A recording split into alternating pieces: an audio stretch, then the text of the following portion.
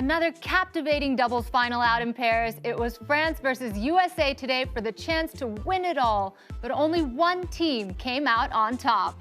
Coco missed out on her chance for the crown after all, and it was the wild card duo French Caroline Garcia and Kiki Mladenovic who won the match, their second Roland Garros.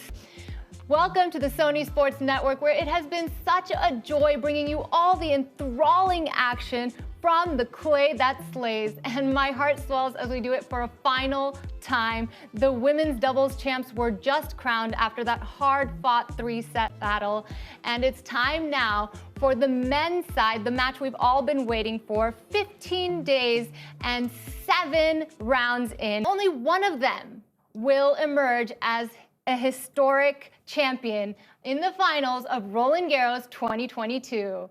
I'm your host and of course your dost Eesha ji, back again with two amazing experts, Purav Raja and Gaurav Natekar. Welcome, gentlemen. Thanks for joining us. Thank you. Now let's jump right in. I mean, they did this for the second time on their home ground, came back from one set down. What a way to win, Purav.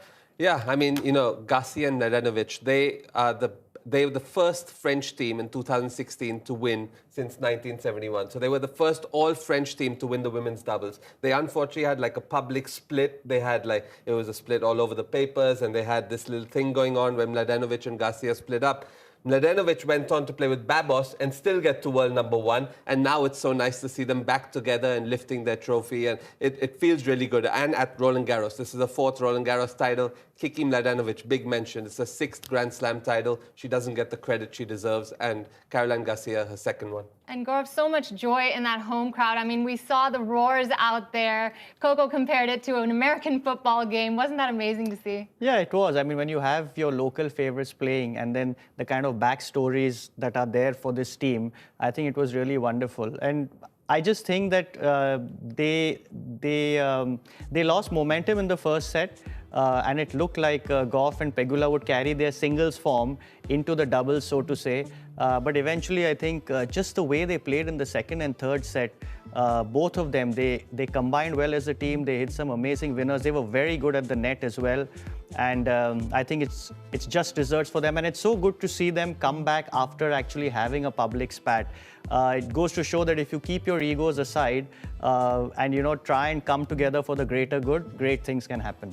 Now, Goff and Pegula were said to be in better form, but we know they're coming in, the French duo are coming in for their second Roland Garros, actually. Now, does that go to say that experience won over form after all, Purav? I think that singles, when you have two good singles players and when you have a doubles team that is playing so well together, it proves to be a fascinating match simply because you really don't know what the singles players are going to do sometimes. This is a final of a Grand Slam, so obviously Coco Gauff and Pegula have played together, so they have some sort of understanding, but you expect something out of the box when singles players play. And I think that with these guys, they just showed the kind of experience that they have. And in a lot of times, their whole positioning on the court, the way they were crossing, the way they were playing, I think just went to show that eventually, all said and done, doubles is still a game of skill. You need to have good teamwork. You need to have that perfect understanding, especially in pressure situations. And I think that's really what pulled them through today. Now, Garcia and Mladenovic were a wild card entry. Do you think that this makes that win for them so much more special? Well, it just means that they haven't played doubles for an extended period of time. But make no mistake about it, Mladenovic is probably the best doubles player in the last 5 years on the women's doubles tour. Very few players have got to world number one twice. Mladenovic has done that. She got to world number one with Garcia, then she got there with Babos, and now she's won another one. So this is a 6th. She's won 2 Australian Opens, 4 Roland Garros. This girl is simply phenomenal when it comes to doubles. She was by far and away the best net player today. She hit returns. She took the match by the throat and made this happen. After the first set, she said, I'm not willing to lose today. I'm ready to do this. With the French crowd, got the backing, ready to go. I'm going to win my 4th Roland Garros, and she does it in style. Obviously, my heart feels for Coco Gauff and, for Jessica Pegula. Coco Gauff, obviously, it's a 3rd Grand Slam final, lost all 3. She lost to the US Open final, to Zhang and Stosur. Then she lost yesterday to Iga Swiatek, and then she loses now to Garcia Mladenovic. So now you start thinking, will this 18-year-old ever win win a slam? And the answer is yes, she will win a slam. Well, on that note, with Coco in mind, she wasn't really able to, like you said, win the victory yesterday or today, but she has a lot of heart. And you said we're going to see a lot more of her. Do you agree with that, Gaurav? Absolutely. I think that we forget sometimes that she's only 18, only because she burst onto the tour at the age of 15. She won her first tour title at the age of 15. And just the kind of maturity that she's shown, I keep joking that you almost feel that sometimes she's more of a philosopher, because if you read her or if you listen to her post-match interviews, she's always talking about life. She's always talking about how lucky and fortunate she is. Sure, she lost the final yesterday. It was heartbreaking to see her actually shed tears. But it seems like she has a solid support team in place. It was great to see her whole family there yesterday. And I believe that if she's able to keep her mind and if she's able to just focus, let's remember, like I said, she's only 18. So even physically and mentally, she has to still mature. There's a lot more learning that's going to come from her. I think it's great that she's being allowed to play doubles as well, because I think it'll improve her all-court game. But I agree with Purav. We are going to see a few Grand Slams at best from her in the future. For her being 18-year-old, do you think that her loss yesterday, Purav, affected her mental game in today's match? Look, here's a girl who's world number 5 already in the women's doubles game. She's knocking on the top 10 of the women's singles game. Jessica Pegula, she is probably the one that needs more experience, because she's never gotten further than third round of a Grand Slam. This was her first Grand Slam final. So I think Coco Gauff doesn't get affected by these things. I think she's ready to make the mark. It's not easy to be top 10 in the world or 13 in the world in singles and top 5 in the world in doubles. She would have been 3 if she won this match. She's 5 in the world. Jessica Pegula is now 13 in the world in doubles and top 10 in singles. These girls put misery aside and they're ready to battle the next day. And they do that time and time again, which is what makes them so successful. Garcia and Mladenovic, the reason they didn't play doubles for so long was because they were focusing on their singles. And that was the reason for their big spat. And that was the majority of the reason for their spat, was the fact that Garcia wanted to focus more on singles. So for them to come back together and realize that doubles is such a important part of playing well in tennis, then I think this is a great story. I think Garcia and Mladenovic deserve every bit of credit that they get for splitting up, going with Babos. Obviously, Babos had an injury, so it was, Mladenovic could have picked any partner, got the wild card, and probably won the tournament, which is great to see her back with Caroline Garcia. Now, coming back to the trajectory of this match itself, do you think that second set, Gauff and Pegula started off so strongly. Do you think that they were just losing steam in the second set?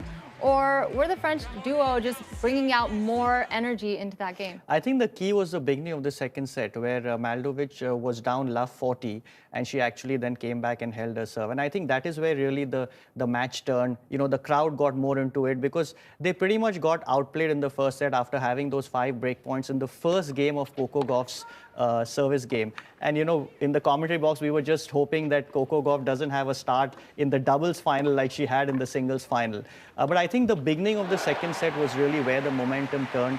And then after that, just the way Kiki moved at the net, the number of crossovers that she had, timing the crossovers. Look at this.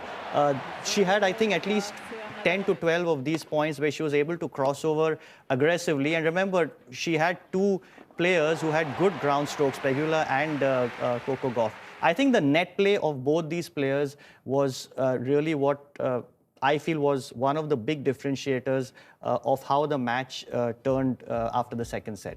Mladenovic definitely was playing some sensational tennis out there today. And Purav, you spoke about how great she's been throughout.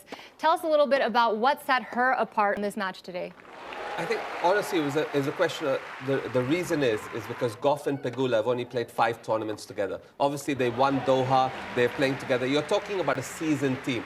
Garcia and Mladenovic have got to number 1 in the world together. They've played the Olympics together, they've won Fed Cup together, they've won the Hopman Cup together. There's so much history. They know how to win tennis matches. Obviously, Gauff and Pegula, great singles players. They've come a long way. They're now knocking on the door of the top 10. But it's very different to win a Grand Slam and to be in those positions of winning Grand Slams. And Garcia and Mladenovic have done it. And they did in 2016. Mladenovic keeps doing it. Garcia's done it in singles, a top 10 player. And so that's the big difference between the two teams. I mean, Goff and Pegula will definitely get it. It's just a question of time and, whether they play the next 4 and whether they focus on doubles. I'm not sure how much focus they have on doubles because they've only played 5 tournaments this year together. Well, this match itself, they came into it after beating so many world-class players. Some are even calling them the giant killers. Would you agree with that name, Gaurav? No, obviously. I mean, if they are predominantly singles players and they've reached the finals of a double slam, clearly you cannot get to the final of a slam without having some good matches. And I think it's good to see singles players who are in the top 10 or knocking at the top 10 actually playing doubles. And I think in the women's, Serena and Venus started this trend. Remember, they won a lot of singles titles, but they won 14 doubles Grand Slams. I mean, that's a massive record. And I'm pretty sure that at some level, Coco Gauff and Corey Gauff, her dad, maybe had a word with, the Williams family, and maybe they're the ones who've encouraged her to play doubles because it will again develop an all-round game. But certainly they have been the giant killers here. But it's great to see again that a wildcard team, because it just adds that little more excitement and flavor, right? When you have a wildcard team actually winning a title. So that was great to see. And of course, the icing on the cake was that it was a local French favorite team. Totally unexpected. Now, we saw some brilliant tennis from all 4 players. Let's take a look now at the rally of the match. Rally of the match brought to you by OnePlus 10 Pro 5G. Garcia, 4-love.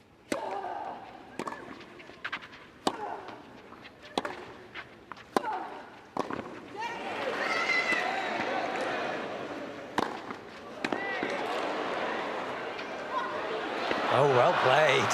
Great placement. That should help for Goff. 0 chance. Some good pace on that smash and then was very quick to move forward, made the decision just to actually play underneath the ball, take the pace off it. Turned out to be a really smart shot. Rally of the match brought to you by OnePlus 10 Pro 5G. We spoke so much of Kiki Mladenovic, and this wasn't the first time she played sensational tennis.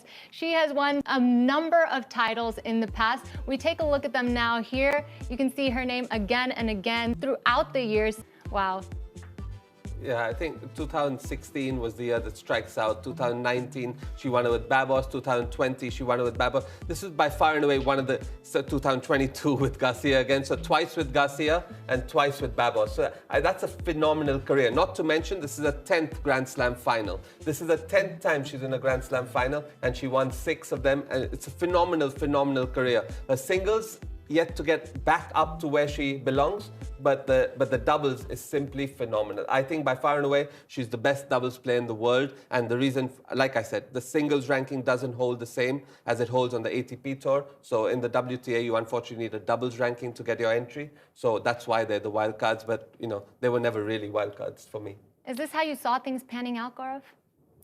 You can never, see how things are panning out, especially in modern day tennis. But clearly, like he said, she is the best doubles in the world today. And, sometimes it requires a little bit of luck as well. Again, like I said, great to see that a local French team has actually won the title.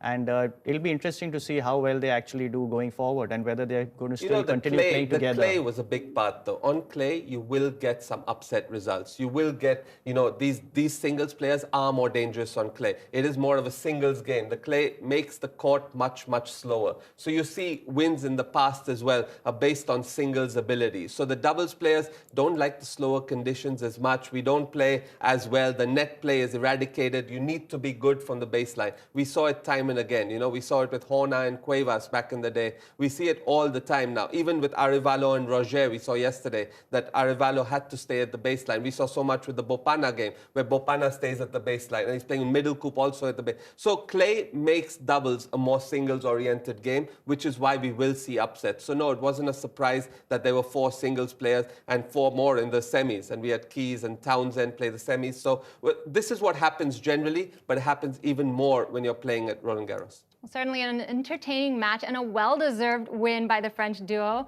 It's time now for us to take a short break here. We continue the Roland Garros coverage on the other side, so stay with us.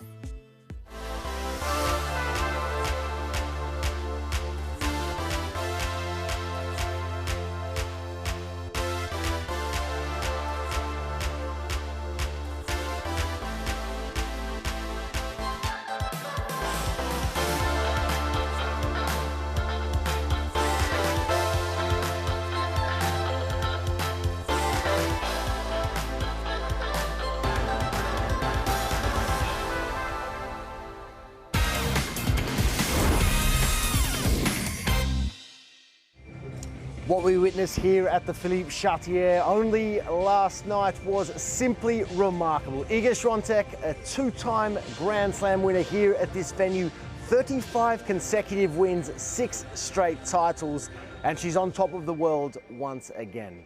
Today, though, attention shifts to the men's singles final and, of course, all the talk about Rafael Nadal, the lifelong Real Madrid fan who watched his club win a 14th UEFA Champions League crown in this city only 1 week ago. He has the chance to emulate that number here at Roland Garros with his 14th Grand Slam title on the clay of Paris here today. Or will the young Norwegian sensation cause a shock? Of course, Casper Ruud, a player who came through the Rafael Nadal Tennis Academy. This one has the makings of an absolute classic. A big, big day of action here in Paris. Eesha, back to you in the studio. Thank you so much for that, Adriano. As always, a pleasure to see what you're up to courtside. This Roland Garros season is a special one for sure. And speaking of special, we have something special for you guys.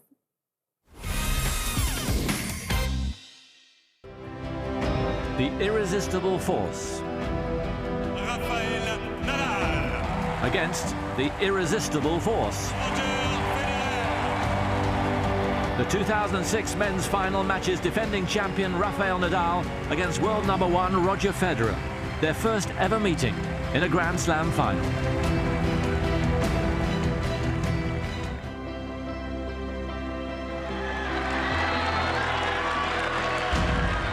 Head-to-head, the 20-year-old Nadal holds a big advantage with a 5-1 lead, including all 3 of their clashes this season.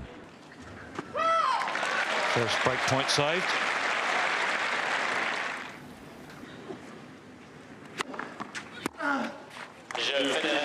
Oh, there was a scare at love 30, but Federer's held his nerve and held serve.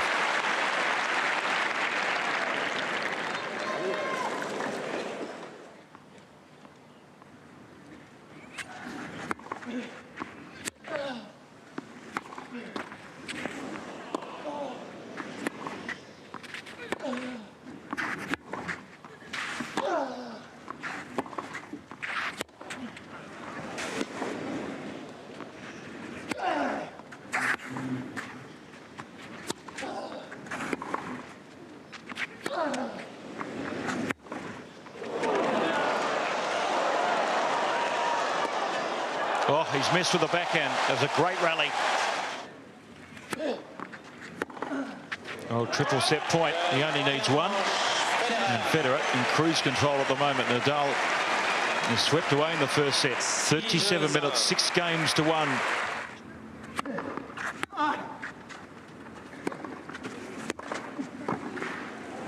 It's long. That's a loose game by Federer. A number of unforced errors off the backhand.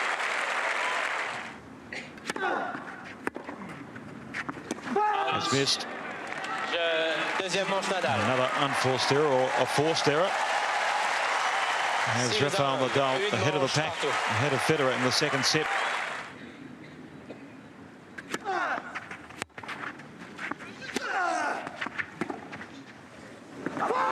Well, one breaker serve enough, and Rafa's away after dropping the set in the opener 6 games to 1, and stormed back into this final.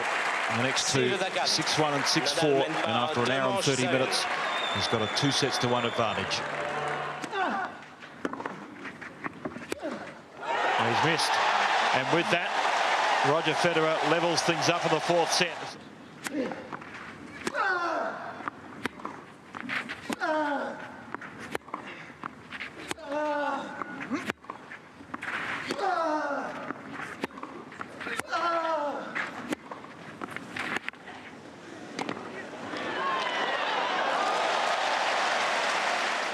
And 5-2 seems like a handy lead in a tie-break.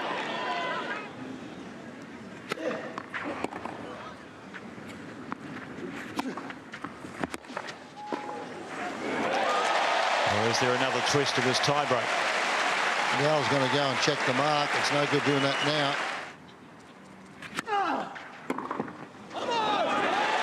Oh, big first serve.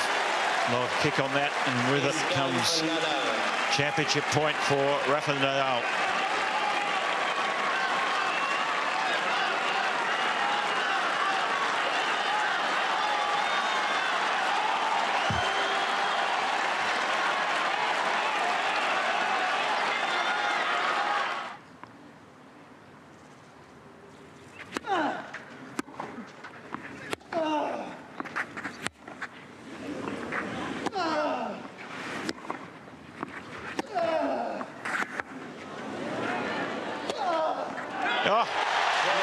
forehand to close off a memorable victory for Rafael Nadal. Consecutive wins here at Roland Garros. He's the youngest man to defend his French Open crown. Win number 60 on clay, and he continues to be the kryptonite of Rafael Nadal for Roger Federer's career. The fourth victory over the world number one this year. Nadal's will to win will extend his winning streak on clay to an incredible 81 matches before Federer overcomes the Spaniard on the surface for the first time in Hamburg 2007.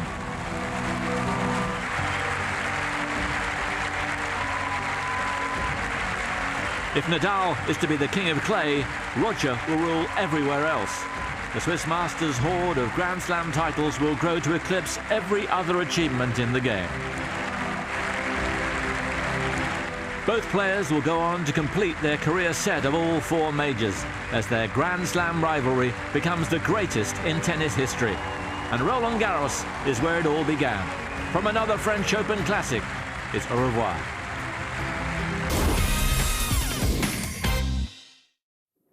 Now, Gaurav has left us for his commentary duties, but not to worry, Somdev Devvarman has joined us once again. Somdev, seems like you're enjoying this Roland Garros, aren't you? Who wouldn't, really? I mean, who would have expected everything that we have seen over here so far in the men's side? The women's side, we know what the story has been. In the men's side, the story is still building up to the pinnacle over here, the grand finale, and the stage has been set.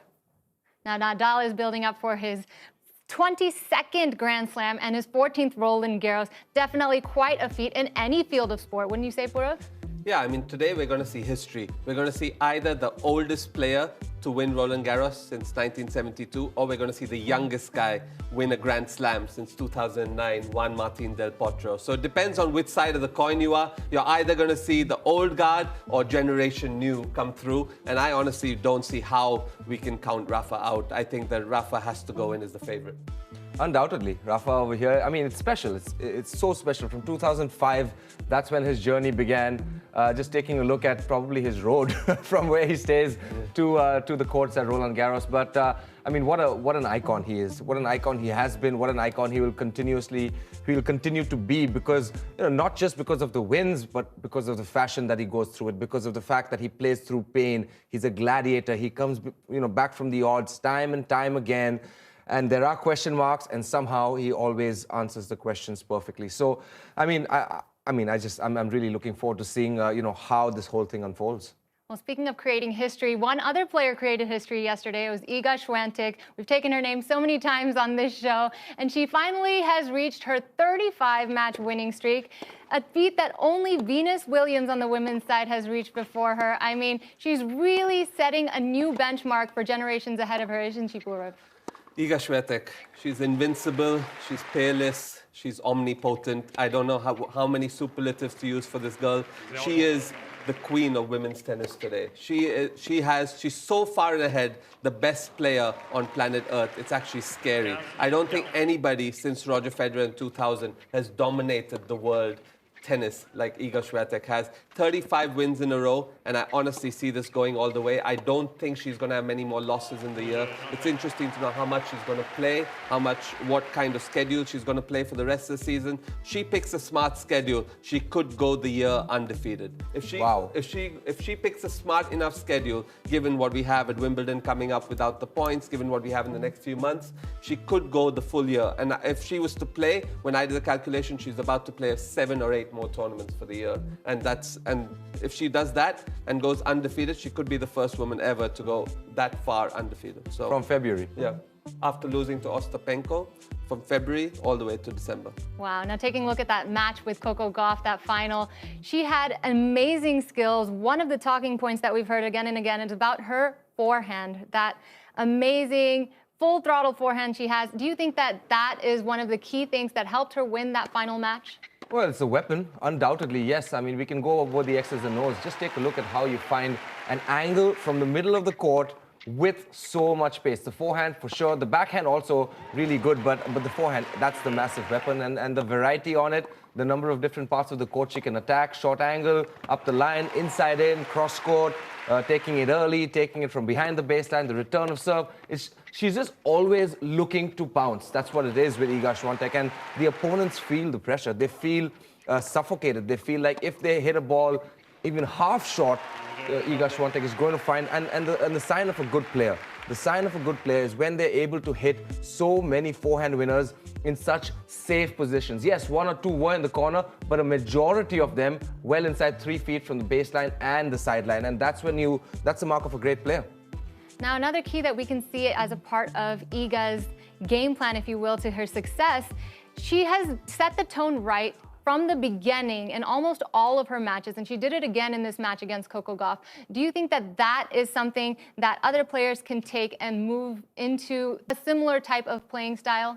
It's very tough to do. It's very, very tough to break so many times in a row and get off to a great start every single time. To do that, you have to be lucky at some stage, because the way she hits the ball, it's not good for 1 game or 2 games. She continuously goes shot after shot after shot after shot after shot, and that's how she's successful. She doesn't have any fear of missing that shot, and she goes time and time again, and it's relentless. I mean, great players, every single great player that has come into our sport, after a certain point, they have an aura. They have an absolute aura when they walk into the tournament. They have an aura when they walk into the locker room. They have an aura when they're in the restaurant, when at the courts, when they're at practice, their body language. Now, in the past, in the recent past, the champions that have walked in with that aura of greatness around them, Roger, Rafa, Novak, Serena Williams. I think it's fair to say that now Iga Swiatek has that winning aura. Now, keep in mind, she has a better streak than Serena Williams, who's, I mean, undoubtedly, in my opinion, the greatest women's player that's ever played the game. Even early on in this match, just talking about the aura, everybody in the stadium knew it. After the very first point, they had a long rally. Someone from the stadium screamed out, "Oh, Coco, this isn't, keep fighting. This isn't over yet." It was the first point. So that's the kind of, message that Iga Swiatek has sent. I will say one thing. The one thing that stands out for me is the predictability of her achievement, of her incredible achievement. When the fortnight began a couple of weeks ago, everybody said, Iga Swiatek, yes, you are the favorite. I mean, it's Iga Swiatek versus the rest of the field, but it's another thing to come out and deliver time and time again. And I think, what she's done here is nothing short of historic, obviously. But I mean, for me, she's 21 years old. Her story's just begun. Now, speaking of her earning her place on the table with the greats, one person that we can't help but compare her to is Ash Barty. Yeah, I think, I said this earlier. I think that if Ash Barty is to be compared with Iga Swiatek, we have to look at the losses. And when we look at the losses, there are 7 losses in there. The wins are the same, but there's 7 losses in there. I do not think Iga Swiatek is going to go the season with 7 losses. The way and the form she's on, I think she's ready for at least 45, if not to go further and further and further. And she's doubled the ranking points ahead. We said that again. And she's double points ahead of everyone. That goes to show you that she could pretty much not play the full season from now on and still finish world number 1. So. Yeah, it's really incredible. The finals, the record in the finals, in the last 9 finals that she's played, she hasn't lost a set. I mean, that's just devastating form. In the previous final against Sofia Kenin, it was 6-4, 6-1. To come in, to have that kind of mentality, preparing for a big match, preparing for big tournaments, especially when you're you're hands down, you're the favorite. It's not the easiest thing to do. You've got a weight of baggage. You've got so many expectations on your shoulders, and you find a way to come out there and not let a single thing get in the way between you and greatness. Iga Swiatek, she's done it again. And for me, her career is just going to start taking off now. Well, after her win, the Polish sensation spoke with Sony Sports Network in an exclusive interview. Here's Adriano with Iga Swiatek. Thrilled to be joined by the Roland Garros Women's Singles Champion for 2022, Iga Swiatek. Iga, congratulations, a warm welcome to the Sony Sports Network. You're a 2-time Grand Slam winner here at Roland Garros. How does that feel? How does that sound? And how does it compare to your triumph here a couple of years ago? Well, it's totally different for sure. I feel like I needed to work even harder. And 2 years ago when I was winning, it was a pretty special tournament for me. I was kind of in my own bubble and I was an underdog, so I didn't expect anything. But this year I was expecting a little bit more, even though I tried to, fight these expectations and just, stay cool and stay focused on the next steps. It was pretty hard with all the pressure around. So I'm really happy that I have people that I can lean on and people that are helping me do that because, yeah, I wouldn't do it without them as well. For good reason, you were expecting more. The numbers are incredible now. 35 straight wins, tying Venus's record this century, 6 straight titles. It is as good as we've ever seen in the history of tennis. How does that make you feel? You're so young, another Grand Slam title, the trophy's here. It must be a special moment. It is. It's pretty crazy, honestly. I never thought I'm going to be able to break some record, especially after, the whole career that Serena has. So it's something special. It's going to stay with me forever, and hopefully I'm going to add a couple of more matches to that streak. I'm sure you will. It's only the start. And just lastly, great to see some colour, some Polish flags, a lot of support for you here. And also, Sony Sports, a lot of fans watching on back in India who have supported you. Can you just share a message for the support you received, not only here at Roland Garros over the last fortnight, but back in India as well? Okay, so I wanted to thank you guys for all the support that you're giving me. I'm not on social media a lot during tournaments, but I'm going to catch up now, and I know that you've been supporting, and I heard that on a stadium. I'm sure there's even more of people watching on TV, so thank you, and I hope you're going to stay with me for a couple of more tournaments this season. They certainly will. Well done, congratulations, and enjoy the celebrations. Thank you very much. What sweet gratitude and wishes there from Iga. Now, she mentioned that she shuts out all outside interferences when she's in the middle of a campaign. Now, as a player, having been in high-pressure situations, how important is that to have that kind of laser focus, Purav? I honestly feel like it's more important now than ever before. I think the hatred on social media and the amount of numerous messages we get with insults and corruption and stuff like that, it's crazy to not. I would think that's the first thing that top players do would be, if I was a coach to any top player, I would be, please get off your social media account immediately. I don't know how it's going to affect you. I don't know when it's going to affect you. And I just think all these social media platforms have so much hatred on them that it's better to just stay away. It's better to be in your own bubble, to be positive. And it's very tough on X social media platform to be, to be committed and to be positive while receiving hundreds of hate messages every single day. Anything, just the worst possible preparation would be to read your requests or to read your social messages. And it just comes from a random, better, or it comes from a person from another country or a fake account or whatever it is. But the point is that she's done it absolutely right. I often wonder how social media is accepted, how they do it, and how top players do social media. With the amount of criticism they get, they must be very, very emotionally strong. And so we know that Iga also has a mental coach that she takes along with her. Do you think that in today's age of social media, having a mental coach is all the more important? Whatever works for you. Obviously, I'm sure some people have it, some people don't, but I think Purav's absolutely right.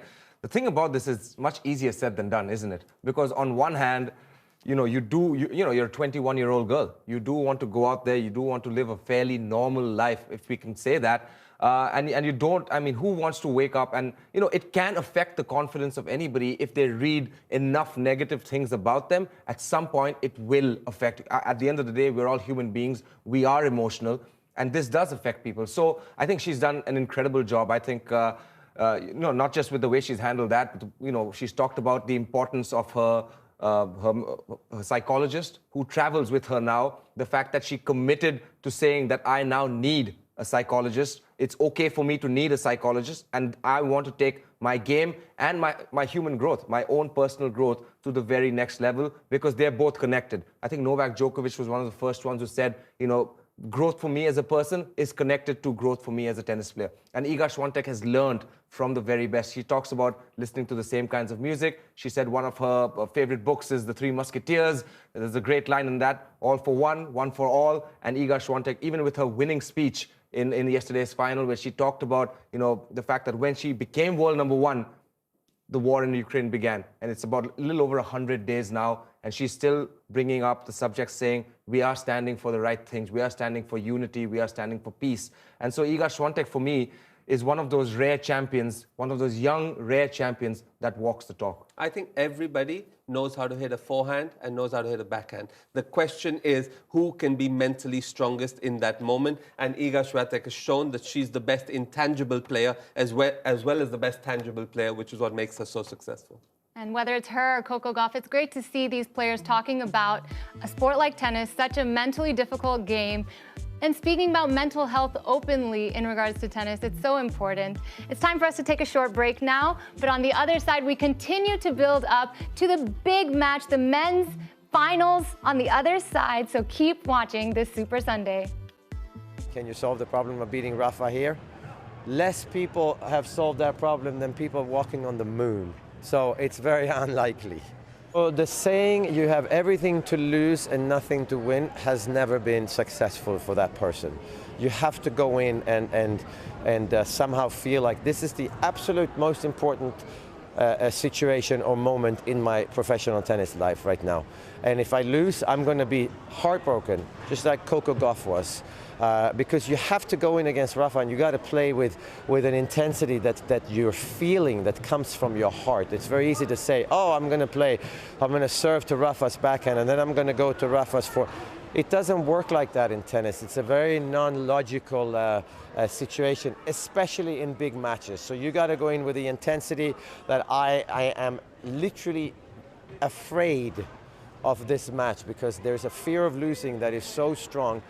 And you have to have that fear of losing, and then you got to overcome it and then turn it into just another match. But the beginning part, you have to go in and say, if I lose, it's horrible. I lost the Grand Slam final. I don't think he's playing great. He's just a great player, you know, and Rafa is someone that always doesn't play great. There's a big difference between playing great and playing a great final. And Rafa plays great finals, meaning he'll find a way to play the way he can handle today. And it doesn't mean he's going to come out and play better than he's ever played before. He plays his opponent, and that's it. He doesn't worry about the 14 or number 1 in the world or whatever it is. He's worrying about Casper Ruud's forehand, and that's the greatness of Rafael.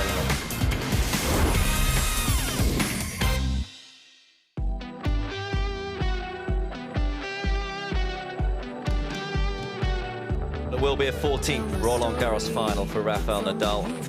Well, they love him here and they love him around the world. Casper Ruud, well, we always thought he might make a final here. I made a promise to myself. The 13-time champion plays some magnificent tennis. It's the calmness and coolness of the Norwegian who has been able to make it through to his first ever Grand Slam final. Win number 300 in Grand Slam tennis for Rafael Nadal. He was tested time and time again, but it is the world number 8 who passes the ultimate test. Casper Ruud. He went to the Rafael Nadal Academy to improve his tennis. He's into the Roland Garros final to play Rafael Nadal. Nadal makes it to the final, and he is now the favourite for this title. It should be a fascinating contest. Woo, we are so pumped out here, gearing up for the final, the ultimate showdown between Rafael Nadal and Casper Ruud. So now Rafa will have a chance to play 4 top 10 players for the first time ever in his Grand Slam career. How amazing is that? I mean, it didn't come easy for him to get this far, did it? It's never been easy for Rafa, but he always gets the job done. That's just the kind of player that he is. Well, and for me, more than the top 10 players, more than anybody else, yes, the biggest test for him was in the quarterfinals against Novak Djokovic. The second biggest test for him was against Sasha Zverev, where I do feel he got a little bit fortunate because Zverev was playing an incredible match. I mean, in all probability, Rafa would have found a way to come through that, considering he was a setup and he wasn't playing his best tennis. But still, he would consider himself fairly fortunate that he didn't have to spend that extra time, on the court against Sasha Zverev. Now, he has to make use of all the things that have been falling for him. His forehand has been lethal. I don't think he's playing his best tennis. Like he did in the quarterfinals, but Rafael Nadal in the finals of Roland Garros, he's won 13 times, 13-0. So the biggest difference for me is Rafael Nadal has all of this experience going to the finals. Casper Ruud, before this tournament, 4th round. That was his best. So now he's in completely uncharted territories. He's playing against his idol. You know, somebody asked him in an interview, how many of Rafael Nadal's 13 finals have you watched?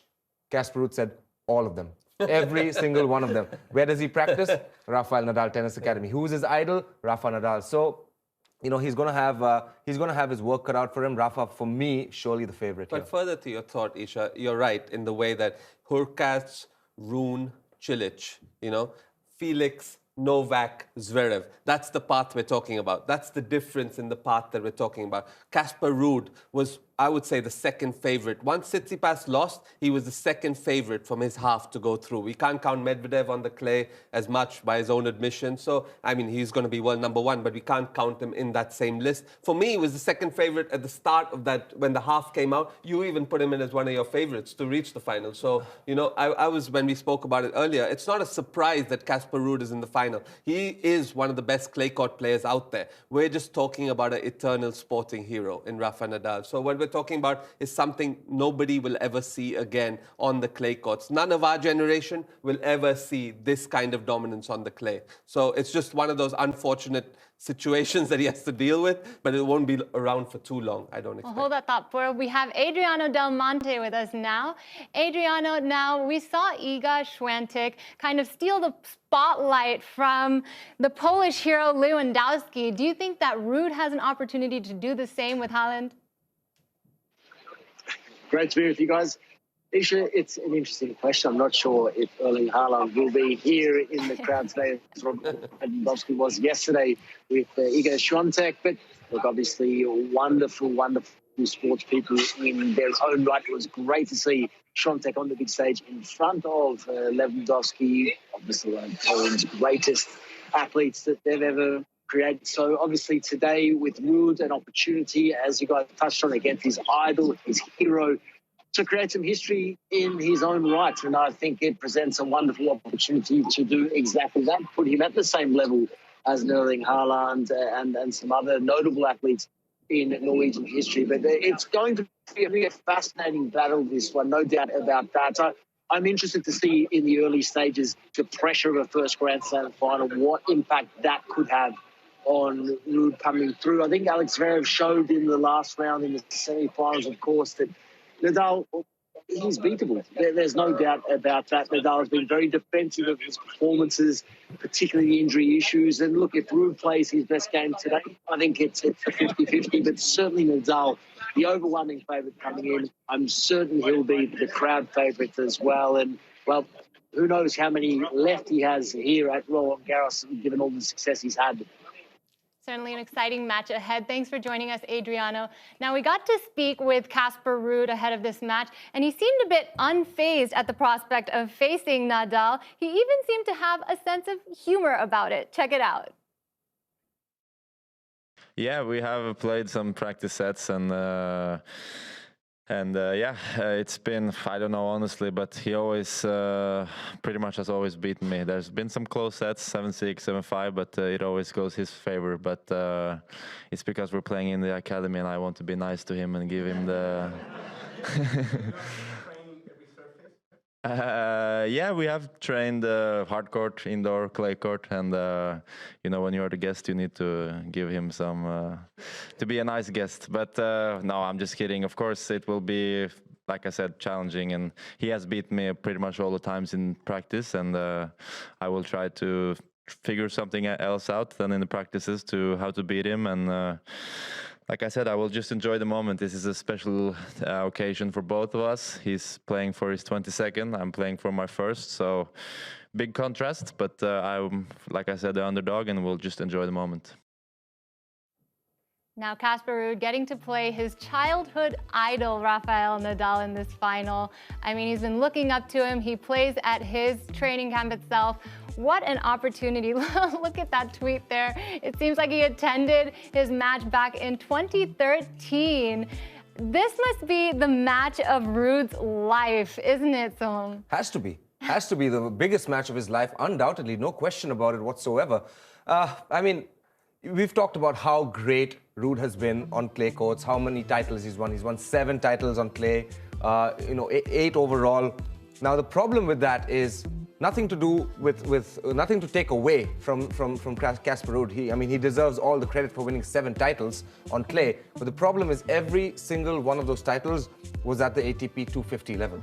So this is a completely different ball game. It's 2 out of over there it's 2 out of 3 sets. We're playing 3 out of 5, and you're playing the greatest player on that court of all time. It's the biggest challenge in tennis. 3 out of 5 sets. Rafa Nadal, Philippe Chatrier in the finals at Roland Garros. So it will be the biggest day for him, but unfortunately he's up against the biggest odds as well. Yeah, just to give you guys a perspective, 250 level means that the top 5 or 10 guys, they never play at that level. So that's why we kind of doubt not his achievements at all, but we doubt the level that he's faced to get there. And the same thing as I'm doubting in the draw that he's in, the section of the draw that he's been in, that's the same question marks I have. Does he have a phenomenal forehand? Absolutely. I think that he has a phenomenal serve now. He served 16 aces in his last match. My only question is, has he ever faced this sort of competition? And this is the biggest test in tennis. I honestly don't see how he's going to match up to it. Definitely going to have an exciting match again. Now, we are so thrilled to be building up to this match. We have butterflies in our stomach. Adriano, coming to you, how is the atmosphere out there? I mean, if we're having butterflies here in the studio, I can only imagine how exhilarating it is on court. It is exhilarating. The crowd is starting to make their way inside now. Of course, we had the women's doubles final here a couple of hours ago, and fans are starting to make their way in. A little bit more colour about today than I have seen in previous days. A lot of Spanish flags, a lot of Spanish fans. So, look, I think everyone is on the edge of their seats because of the potential history on offer. Of course, every time Nadal takes to the court, there is a chance of new history, and it's well documented today, but obviously the opportunity to win a 14th Grand Slam crown here at Roland Garros, a record 22nd overall as well. And there has been some rumours swirling about in Paris today that this could potentially be the last Grand Slam of Rafael Nadal's career. So that and the anticipation of an exciting matchup against a young Ruud, who obviously idolises Rafael Nadal, it's just a very intriguing final, and as such, the fans are flocked into the stadium, and there are a lot of fans outside the stadium making sure that they catch some of the action on the big screen and enjoy another day out at Roland Garros, of course, the last for 2023. I'm sure everyone is enjoying it out there. Som has a quick question for you, Adriano. Yeah, Adriano. Well, we all know that Rafa is, he's the king of clay. He's a favorite in Paris with the fans as well. But oftentimes with the French fans, we have seen that they do want the underdog to win, especially if it starts becoming one-sided. Now, Ruud, he was very well, he was very well received by the French fans, considering, what happened with his opening round match against Tsonga. We saw a lot of love come for him as well. So how do you see this match going? And if it is one-sided, do you see them really trying to, get the other person going? Absolutely. I think they'll certainly look to lift and support Ruud very, very early on in the piece. Again, the historical element is the special one here, because I think everyone who has a ticket, who's very fortunate to finish up here today, would love to witness history. And history would be, well, I guess if Ruud wins, that's history in its own right, his first Grand Slam crown, but history for Nadal winning. I think we'll see a very similar crowd and atmosphere that we saw yesterday, divided, fully supportive of both athletes who certainly deserve to be here in this final. And you're right, there has been a lot of love for Ruud from the start against Tsonga, obviously a local hero here as well. So, again, everyone is here to see Rafael Nadal, but I think in the end, if Ruud is to make his mark here on the biggest stage of them all, I think everyone will be thrilled to witness that history in its own right as well. So we discuss all the narratives coming in, all of the off-field side of things and the relationship between these two fine players. But with not long to go now until the match gets underway, I think everyone is on the edge of their seat, as I said, really excited for what's to come. Well, thank you for bringing us all that energy from the court, Adriano. Now, we look at the decisive factors of this mega final on the other side of this short break. We'll see you soon.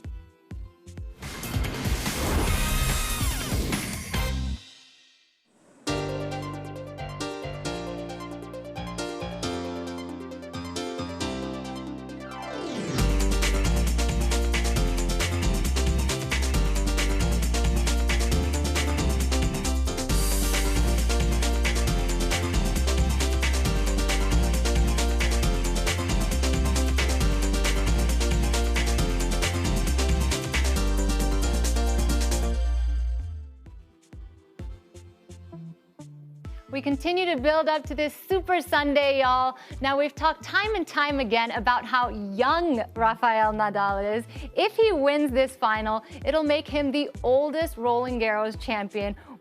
I mean, this guy seems to be getting younger with every year that passes, doesn't he? I think the key here is that, you know, this is the first time that we'll see Nadal win the Aussie Open with the Roland Garros. And that is scary. To think about him to do that at this age is absolutely a miraculous achievement. To have all the injuries he's been through, he would never counted in to win the Aussie, won it. Most probably, I mean, I don't know who's betting on Ruud, but I'm certainly not. He's going to win Roland Garros 2022. That's absolutely phenomenal. The crazy thing is, this is at his lowest ranking. In 2005, he was at his lowest ranking and number 5 in the world when he first won the Roland Garros. And this is the next time we'll see him. Ranked number 5 in the world, 2022, will he win it for the 14th time? That's the magnitude of this man. Individual, greatest sporting hero I've ever seen.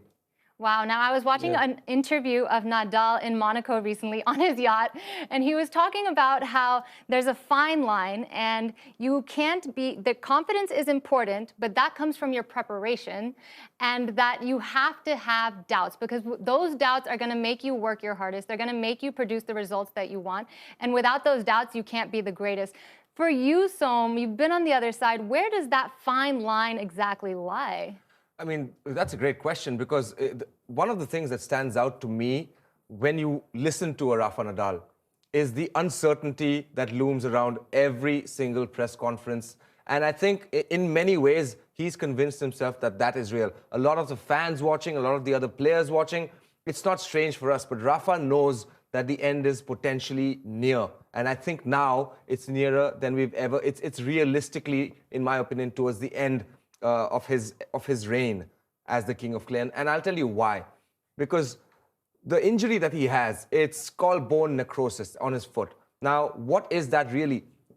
Essentially, that is the death of the bone marrow in his foot. It's absolutely excruciating, and it doesn't go away. And the problem is, we heard Nadal say in one of his interviews, I'd rather lose the final, but get a new foot. That's the magnitude of the problem that he's facing, is because in his, later on in his life, he doesn't want to have problems with the most simple things. All of us have problems. I retired from tennis 6 years ago. I didn't play anywhere close to that level, but you still have, your knees creak a little bit, your back hurts all the time. With Rafael Nadal, he's always going to have problems. And that's why I have the utmost respect for him, because right now, the painkillers that he's probably getting from his doctors, he can't feel the pain. It's absolutely numb, and it's just getting worse and worse and worse. And, talking about an athlete that's willing to go any level, any place at all to make sure that he wins, that's what Rafael Nadal is all about. And that's why he's 13-0 in all of these finals. So for me, the legend status of Rafa continues to grow, but sadly, I do think that the end now is nearer and it's become more realistic. So we, as fans, should really cherish the special things that he brings to Roland Garros and center court at Roland Garros, especially in a final. That was like a farewell speech, Som. So I'm saying that was like a bit of a farewell speech. So I'm saying, how much do you believe that this is Rafa's final Roland Garros? Well, it might be warranted. The man himself actually dropped a hint recently. Take a look. Of course, it is possible. I can't deny that, but hopefully not. Let's see, remain 1 year for the next Roland Garros, and it's true that the last year for me, even if I had some very beautiful moments, have been tough because I have been suffering too much with my foot. So let's see. Of course, I'm gonna keep trying to find solutions, but of course there is a chance that, as I said, if the things not getting better, of course there is a chance that I will not be able to be back. But no drama at all. No, it's just a circle of life, and just let's enjoy tomorrow the final, and then let's fight to find a solution for that. And if we are not able to find, then I'm gonna accept it. I'm gonna do another thing. So much admiration for this man. Like Som said, let's cherish him as long as we can. Now let's dive into the match here and take a look at the decisive factors. We know about Rafa's massive forehand. Do you think that'll be able to win the match for him today? I think more than Rafa's forehand, this is tactically poor match for Ruud. Ruud's best shot is his inside-out forehand. Now, that works perfectly for Rafa because he's used to playing a righties. So if he has an inside-out forehand, it goes to the backhand normally of the righty. Well, guess what? Rafa's a lefty. That tactic is negated. What Rafa will try and do is hit that angle forehand into Ruud's backhand. And that's a recipe for Ruud that could spell so much trouble that I wonder what Ruud will do to counterpunch this forehand. He has to be in a position where he can counterpunch the forehand. The longer the rallies go, the less in favor he is. He's not the same counterpuncher. He's not as Andy Murray. He's not the same attacker as Alexander Zverev. He is very, very clinical on clay. He's a very good clay court player. He has good forehands. He's okay, he's capable on the backhand wing, but it's not Rafa Nadal. When Rafa Nadal hits that forehand into your backhand, it's very high and it's very tough to do anything with, and then it's curtains.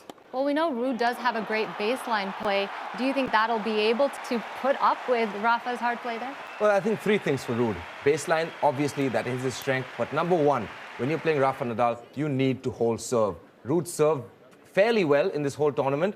I mean, let's just point out one thing. At the start of the event, we looked at the second half of the draw and we said, well, everybody knew it was weaker. Well, for Ruud, it's an opportunity. Anytime that weak draw happens, he has Medvedev over there, Tsitsipas, who was playing not his best tennis. And so it's about taking advantage of these opportunities. So for me, number one, now that he's here, he needs to serve well. About 16 aces against Marin Cilic. I'm not sure he's going to get the same amount because Rafa returns from a very different position. But I do think he needs to serve well. If he doesn't serve well, he's got no shot. Second, his forehand has been ridiculously dominant. He's a predominant clay courter. He loves running around that backhand, hitting his forehand, and using the drop shot as many times as he can. He needs to continuously add pressure with his forehand. And number three, Purav pointed out about as well as I could, don't get stuck in backhand pattern rallies. Don't get stuck in the rally where Rafa goes cross-court, hooks you wide, keeps bringing you back, keeps hooking you out. Because we've seen Rafa break down many opponents with better backhands than Casper Ruud. I mean, over here, the stats, funny enough, a lot of them are towards the favor of Casper Ruud, but he's never played in the final, and I don't think he's never played Rafa Nadal. And playing Nadal 3 out of 5 sets, Philippe Chatrier, finals, I mean, your back is already against the wall before you've walked into the match. I mean, his best performance is 4th round. Leading into this, we are so happy that he made a quarter-final of a Grand Slam. Now he's the first Norwegian man to win a Grand Slam title. It's a bit of a fast stretch. I mean, honestly, it'll be one of the biggest sporting miracles if we see that happen. I think so. I do think so. I think Purav's right. It will be, in my opinion, it will be a sporting miracle. No disrespect to Casper Ruud. Just take a look at one of these stats. Rafael Nadal in sets won and lost in Roland Garros final. He never lost a final. He's won 39 sets, 13, and then he's lost only 7 sets in those 13 finals. Now, he's broken down opponents like Roger Federer. In 2008, he beat Roger Federer 1-3 and love. In 2013, he beat a player very similar to Casper Ruud, and he beat David Ferrer 6-3, 6-2, 6-3. In 2017, he beat Dominic Thiem. Great backhand, 6-2, 6-3, 6-1. I mean, Novak Djokovic in 2020, greatest backhand of all time, 6-love, 6-2, 7-5. So he's dispatching players of world-class standards, Hall of Famers, not giving them any glimmer of hope at the finals at Roland Garros. He's beaten Roger, Novak, Thiem, Ferrer, and Stan Wawrinka in straight sets, dispatched them, no chance. So, I mean, it's ominous signs for Ruud, really. In 2 hours' time, I could be sitting here, and I hope that we all agree that the GOAT debate is over. And that's what I honestly hope, because I don't know how anybody can match him anymore. At least for the next few years, I don't know how we can even, obviously Novak, will Wimbledon count, will it not? That's a whole different story. But for now, the GOAT debate is over. With 21 and 20, I could have assumed it. 22 and 20, it's a different ballgame, and we know that. So I think that maybe I'm sitting here in 2 hours. I don't know how I'm not. But if I'm not sitting here in 2 hours and Ruud produces some sort of miracle, I'll be absolutely amazed to see that. Well, we know who you expect to win. But what do you think the final score will be? Any predictions, Purav? Rafa in straight. It's just too tough for the Norwegian. Well, I think you just got to go with process of elimination. Is Ruud going to win in 3 sets? I don't see it. Rafa's never lost more than 1 set in the final, so that's out of the window. Rafa in 3 or 4. I mean, for Ruud to win, he has to do something absolutely astounding. He has to play the best tennis of his life, time and time again. Can he serve and Can he serve and volley? Can he hit the drop shot? Can he do the transition plays? How many times will he do this? That's what I'm interested to see. Can he hit the drop shot? Yeah, of course he can. I've not seen it yet successfully. Yeah. Can he serve and volley? Maybe he can. I've not seen it successfully. Can he transition? I'd like to see it. I just don't know how we can match up to the greatest ever clay court player. Well, that would be quite the rude awakening, but that's all the time we have here, guys.